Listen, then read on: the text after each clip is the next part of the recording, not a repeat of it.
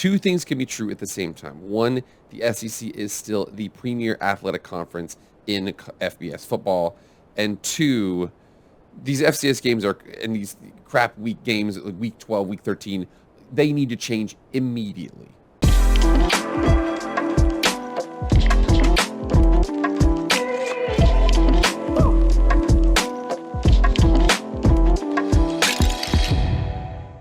What is up, everyone? It is Jake with Master of Football, back at it again. Happy Wednesday. Thank you so much for being here.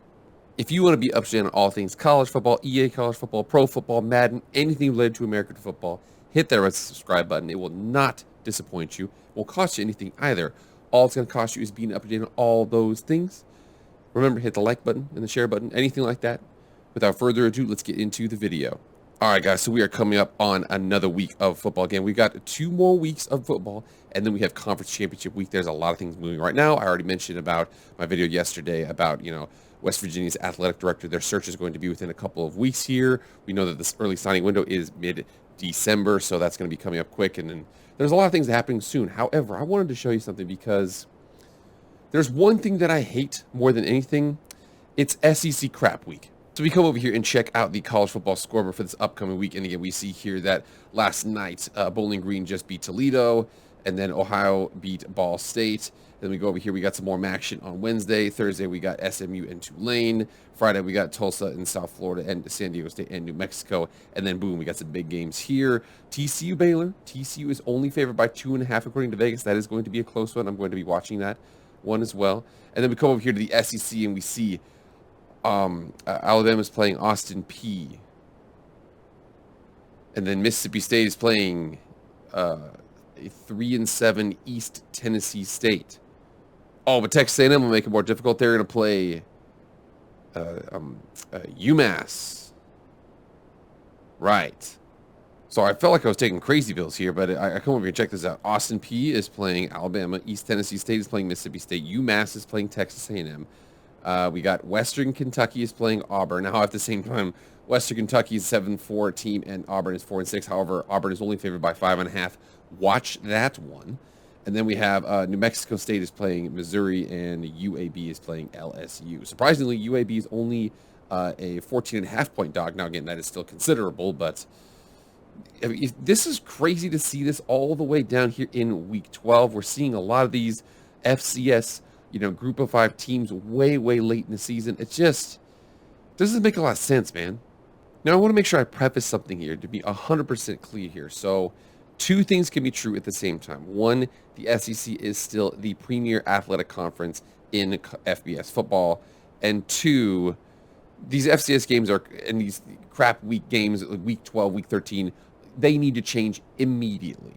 So I come over here to topdan.com, and he's got a couple of breakdowns here of the SEC versus a couple different teams. Actually, they've got a winning record against the ACC, Big 12, Big 10, and Pac-12. A losing record against the Big East. Now, when you come over and check this out, a lot of these were older games. If you come over here and check this, 19 and 27. This was 2013, 13, 12, 12, 12, 11, 10, 9, 10, 9, 8, 7, 6. So a lot of these games were older games back when they were in the Big East. So up until they've really hit their stride, which was want to be about 2005, was when they really started to turn around, win a lot of those national championships, and do really well from there. But this before, again, a lot of these are older games, so they still, against every other conference out there, they have a winning record. Now, again, I said it before, they are still the best football playing conference in the FBS ranks. However, there's got to do something about these FBS games because it is such a weird look as you're getting geared up for conference play. You've got rivalry week coming up, things like that where, you really want to make sure you're hitting the meat of your schedule. However, for the SEC, and again, I don't know if it's arrogance or this or that, but they really have these soft games late in the year, and I feel like I don't want to say it's cheating, but I can definitely say that it feels like it is somewhat inflating their record, especially towards the end of the year. But that's just me. However, I will say there's a couple additional things here to consider, and one of them is interconference rivalry games in rivalry week.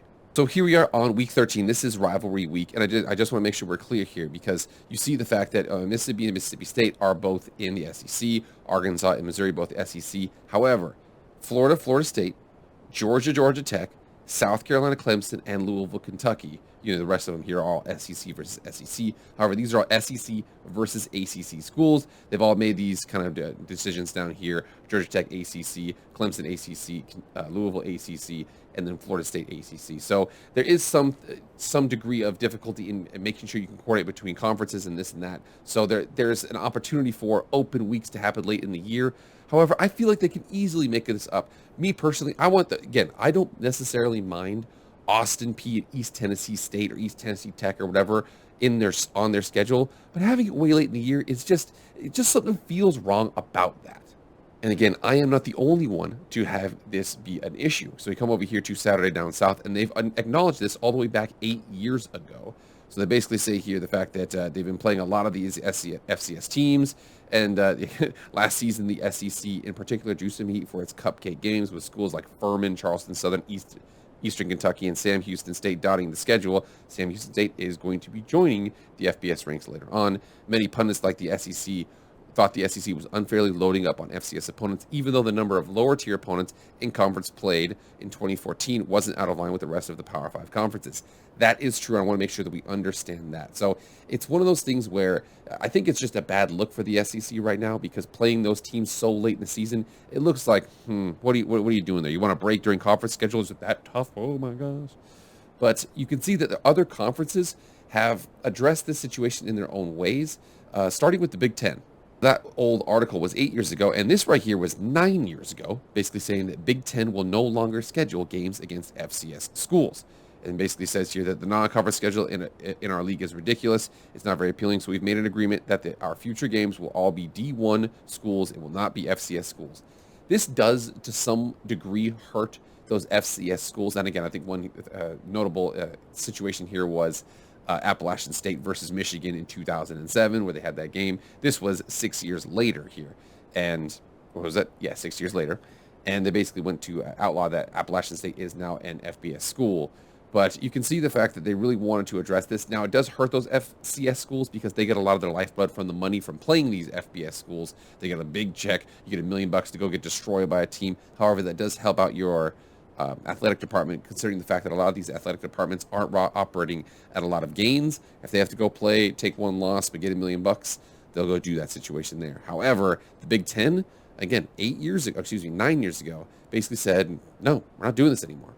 And a crazy thing here was this was actually a day before on Bleacher Report as well, talking about the repercussions of the Big Ten playing a 9 or 10 game league schedule. The Big Ten has been doing that for some time. If you go and check it out right now, they are slated for 9 conference games in their season. However, the SEC right now, even at their 14, again, they will be at 16 eventually, they are going towards an 8-game conference schedule. However, that will also be changing too.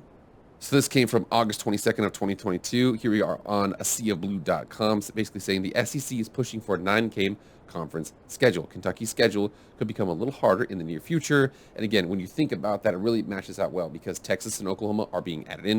You have 16 teams. You take 4 teams, yourself, and 3 designated rivals. So that's 4. And then you have 12 remaining teams. You have 6 and 6. So you play 3 designated rivals every single year, and then you play 6 one year, 6 the next. You play every team every 2 years, and you play at every team's home stadium, and your stadium will play at yours.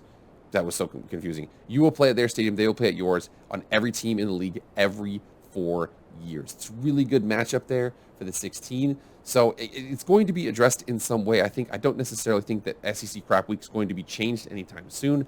However, I do think that there's going to be pressures to where it's going to be harder to put East Tennessee State, East Tennessee Tech, East Tennessee A&M, whatever the hell it is, late in the season. I do think it's a bad look, even if you see Pac-12, ACC, and Big 12 teams scheduling FCS opponents. Having it be week 12 is just a little bit goofy for me.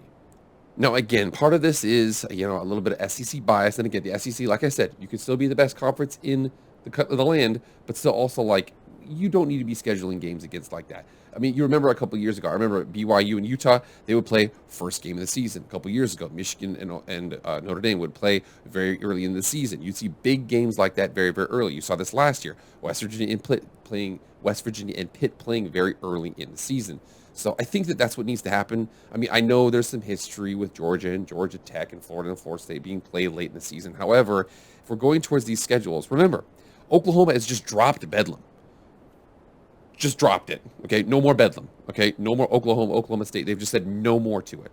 They do that to join the SEC. You saw the fact that Texas and Texas A&M, Texas A&M was 100% willing to drop Texas to go to the SEC. So, I think that what they need to do here is, I think, again, it would actually make really, really entertaining football, especially if they were to stagger it, because I had a video before that basically said that, week 1 is awesome in college football. Weeks 2, 3, and 4 are kind of poopy. And then week 5, you kind of get into that conference schedule here.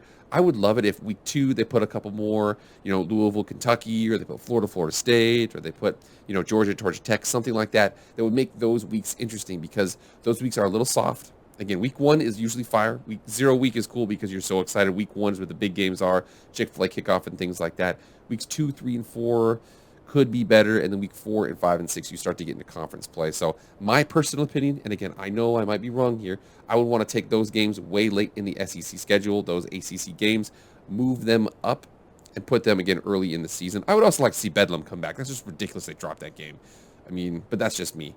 What do you guys think? Are you guys with me? Do you think I'm being a little too hard on the SEC with these late game, cupcake schedules? What are your opinions? Get in the comments right now and let me know. All right, guys, that's it. Thank you so much for being here. Please like, share, comment, subscribe, do all that stuff. I really appreciate it. That is it for me. I am out.